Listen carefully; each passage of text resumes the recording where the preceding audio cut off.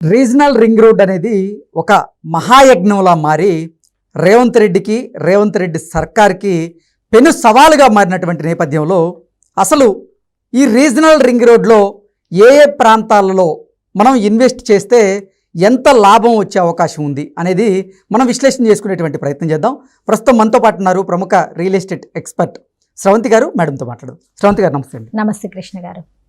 ఈ regional ring road పరిధిలో ఎక్కడెక్కడ ఇన్వెస్ట్ చేస్తే మరింత లాభాలని చూడొచ్చు ఇన్వెస్ట్ చేసేవారు అంటే ఏం చెప్తారు? రీజనల్ రింగ్ రోడ్ అనేది మనకు అదొక ఇంకొక ట్రంఫెట్ అని చెప్పొచ్చు, ఇంకొక మణిహారం అని చెప్పొచ్చు. సో ఔటర్ రింగ్ రోడ్ ఎందుకు వచ్చింది అంటే మనకు సిటీ నుంచి లోడ్ని తగ్గించుకునే దానికోసం ఔటర్ రింగ్ రోడ్ వచ్చింది.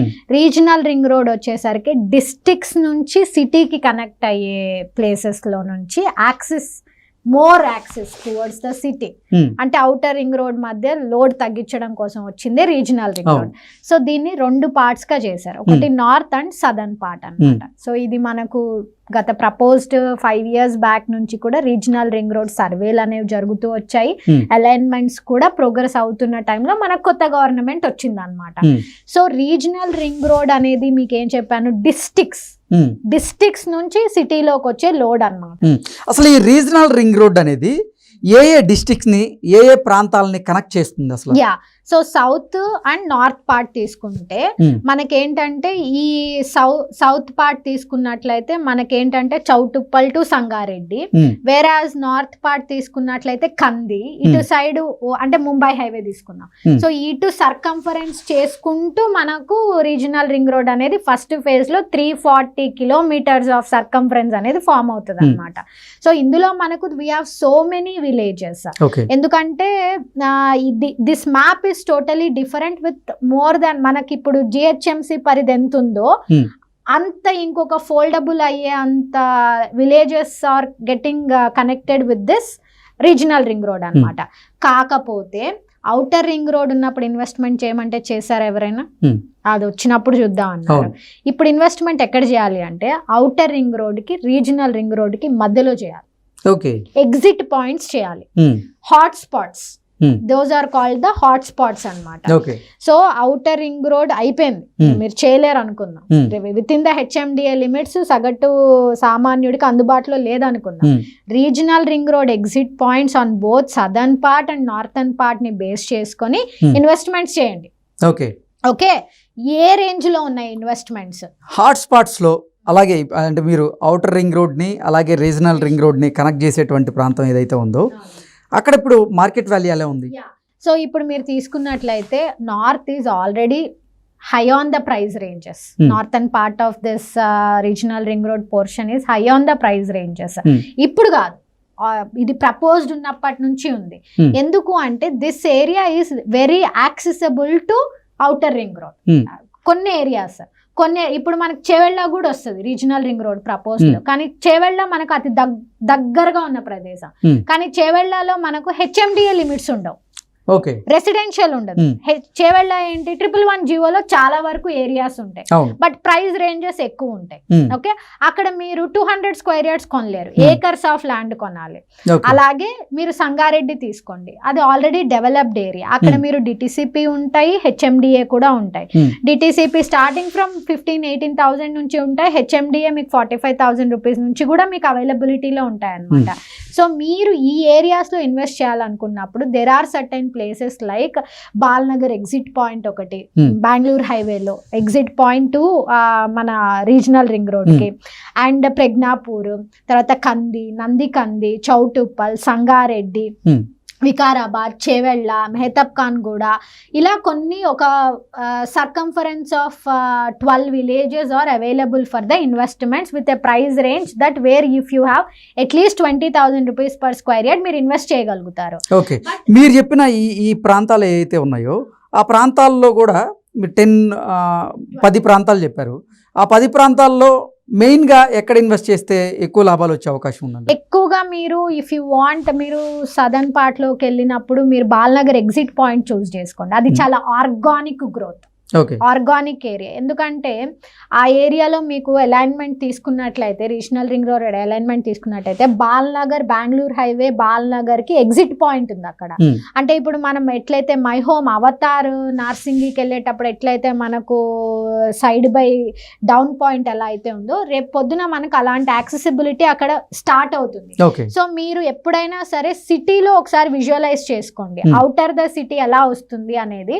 సిటీలో ఇప్పుడు ఎలాంటి ఫ్లైఓవర్ ఎక్కుతుంది అనేది విజువలైజ్ చేశారనుకోండి, మీకు ఫ్యూచర్ అర్థమవుతుంది. అలా మీ దగ్గర still Balnagar exit point of regional ring road is affordable. మీకు మీ దగ్గర ఒక 10,000 రూపాయలు పర్ స్క్వేర్ యార్డ్ పెట్టగలిగితే మీరు అక్కడ ఇన్వెస్ట్మెంట్ చేయండి. వేరాస్ కమింగ్ టు ఇటు సైడ్కి వచ్చి సంగారెడ్డి వైపుకి, కంది వైపుకి, చౌటుప్పల్ వైపుకి ఇటు సైడ్కి వచ్చారు అంటే ప్రైజెస్ కొంచెం హయ్యర్ ద ప్రైజెస్ ఉన్నాయి. అక్కడ మీ దగ్గర క్యాపిటల్ ఎంత ఉందనే దాన్ని బట్టి ఇన్వెస్ట్మెంట్ చేయండి. కానీ ఈ ప్రదేశాలు, ఈ హాట్ స్పాట్స్ ఏవైతే ఉన్నాయో, మనకు విలేజెస్ లిస్ట్ మ్యాప్ అనేది ఒకటి వచ్చేస్తుంది, ఆల్రెడీ అవైలబుల్ ఉంటుంది.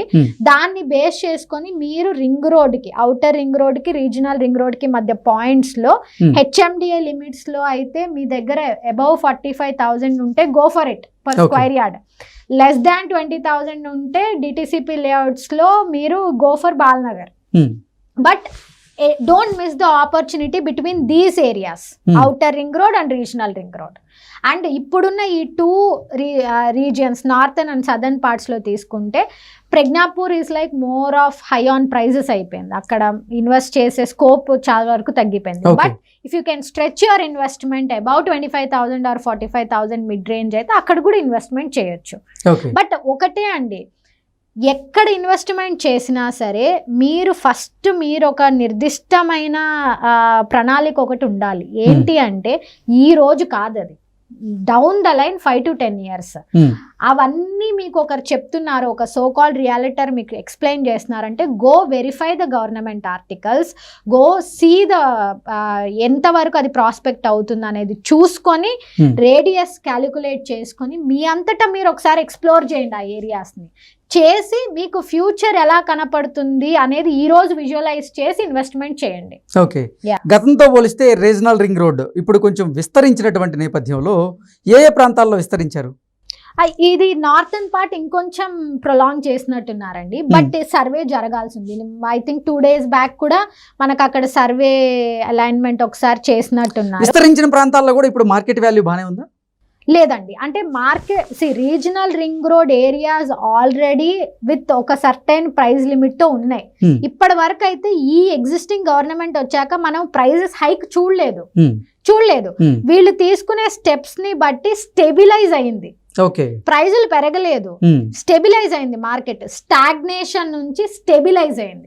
స్టాగ్నేషన్ అంటే ఆగిపోయింది, ఇప్పుడు తటస్థంగా ఉంది, ఇప్పుడు స్టెబిలైజ్ అవుతుంది. సో ఒక సర్వేనికి అనుగుణంగా, ఒక ఎక్స్పాన్షన్ అనుగుణంగా అట్లా అనుకుంటే మనకు జిహెచ్ఎంసీ లిమిట్స్ లో కూడా ఒక 32 places ని యాడ్ చేసుకున్నారు. అవన్నీ ఇప్పుడిప్పుడు మార్పులు రావు, ఇప్పుడిప్పుడు రేట్లు పెరగవు. మీరు చెప్పిన దాని ప్రకారంగా తటస్థంగా ఉన్నటువంటి మార్కెట్ వాల్యూని రేవంత్ రెడ్డి సర్కారు ఎలా పెంచబోతుంది అంటే ఏం చెప్తారు?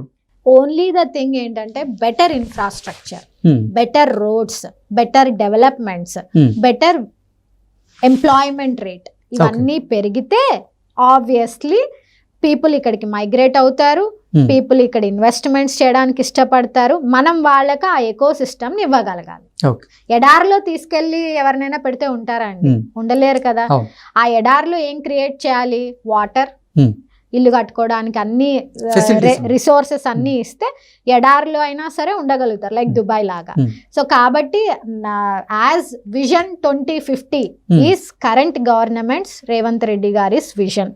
He wants to develop satellite townships. He wants ఇలా వర్టికల్గా ఆయన గ్రో చేయాలనుకోవటం లేదు. He wants to grow horizontalగా, అంటే స్ప్రెడ్ చేసుకుంటూ వెళ్ళాలి అనుకుంటున్నారు. ఎందుకంటే ఒక హైరేస్ టవర్లో 1,500 మంది ఫ్యామిలీలు ఉంటే ఒకటేసారి ఆ కార్లు బయటకు వస్తే ఎలా ఉంటుంది అనేది ఆయన విజన్. అలా రాకూడదు, ఎక్స్పాండ్ చేసుకుంటూ వెళ్ళిపోదాం అన్న దాంతో ఉన్నారు. కాబట్టి 100% వాళ్ళు మంచి టౌన్షిప్స్ని తీసుకొచ్చి and government projects like BDL లాంటి టౌన్షిప్స్ని తీసుకొచ్చి సామాన్యుడికి కూడా అందుబాటు ధరలలో ఇల్లు కొనుక్కోగలుగుతారు అన్న లేఅవుట్స్ కనుక వస్తే మచ్ మోర్ ఎకోసిస్టమ్